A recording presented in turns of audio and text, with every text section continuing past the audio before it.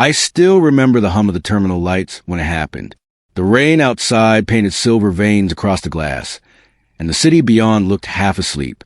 His name was Hugo, a stranger with ocean blue eyes and the kind of calm that unsettles you.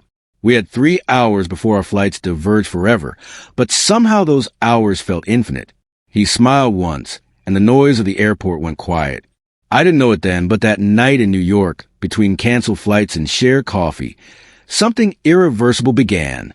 A kiss you never see coming, from someone you'll never forget. The terminal was half empty when I found a seat near the giant window. My connecting flight to Seattle had been delayed. Typical New York weather. I was scrolling aimlessly when a low voice asked, "Anyone sitting here?"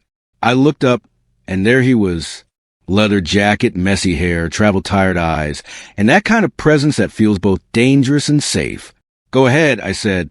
"Some strangers don't ask permission to change your night."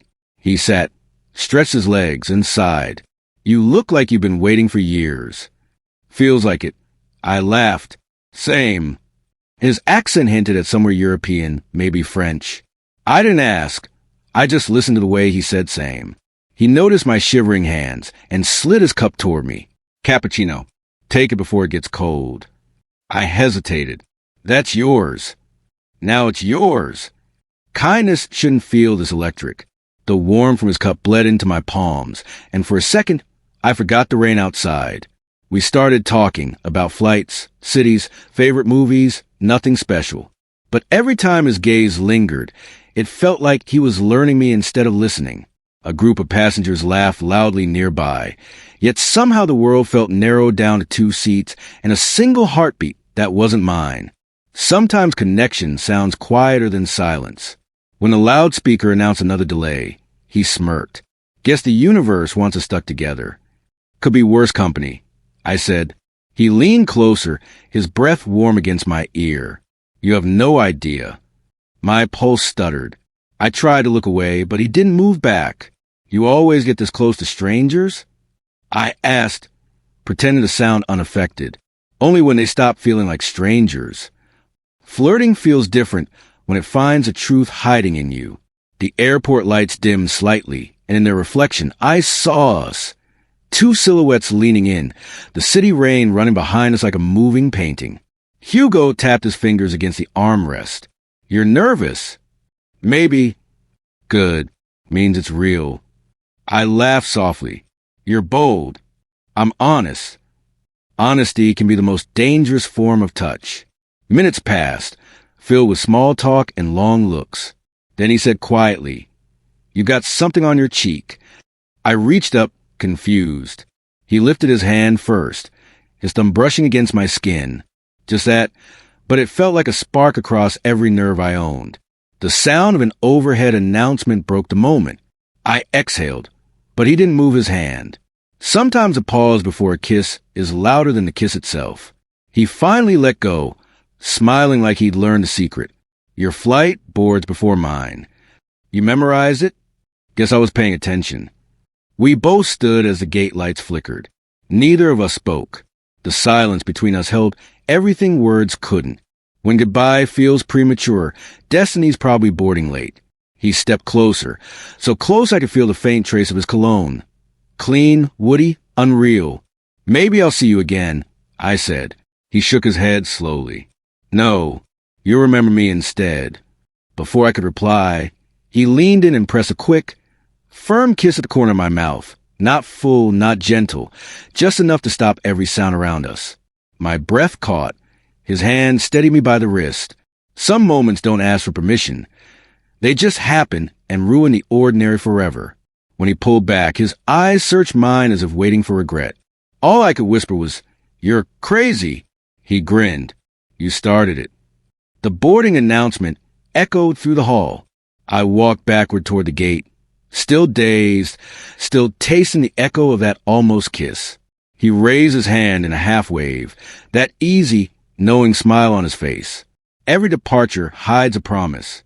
Sometimes love's layovers last longer than the flights themselves.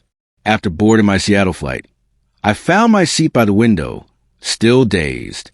I replayed the way he'd looked at me, like he'd known me before knowing me. My chest still thrummed with it. 5 minutes later, a familiar voice said, "Mind if I take that seat?" I looked up. Hugo, backpack slung over one shoulder. Grin unapologetic. My mouth actually fell open.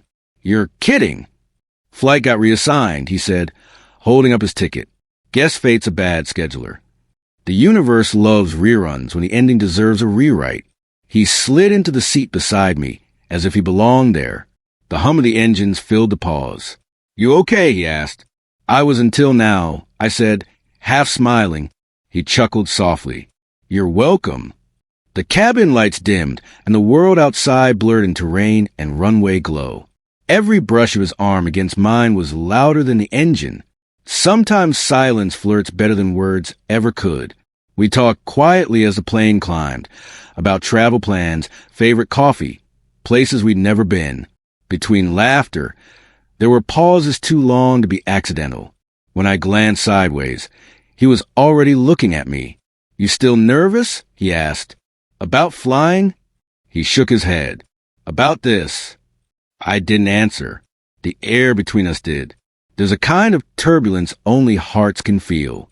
Mid-flight, the seatbelt sign blinked off. He leaned closer, voice low. "Tell me what you're thinking." "That this feels impossible," I said. He smiled. "Good. Real things usually do."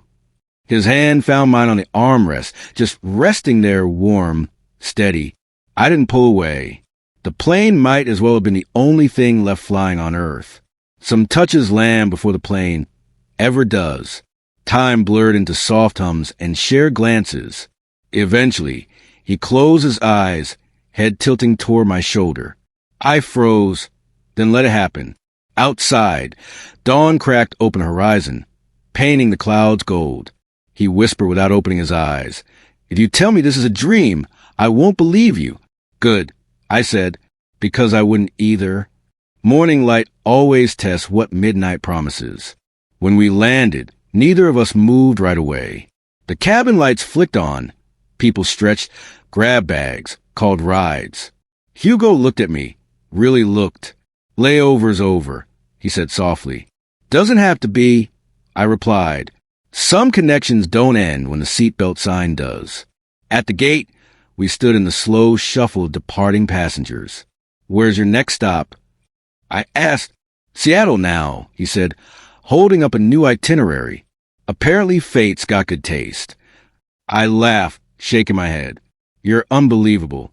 "Maybe," he said, "but you didn't imagine me." Fate doesn't explain itself. It just shows up twice. We walked together toward the exit. Rain still drumming the windows like applause. He glanced sideways. "Coffee?" "Always," I said. As we stepped into the terminal glow, our reflections trailed beside us on the glass. His hand brushed mine again, careless, certain. Every ending deserves a beginning right after it. He smiled, eyes softer now. "So, same flight again tomorrow?" "Only if you promise another delay," I said. He laughed, that low, effortless sound that started all of this. "Deal." And just like that, we walked into a new day, two strangers who'd missed their flights, only to find something better waiting at the gate. Some kisses stopped the world. Others start again.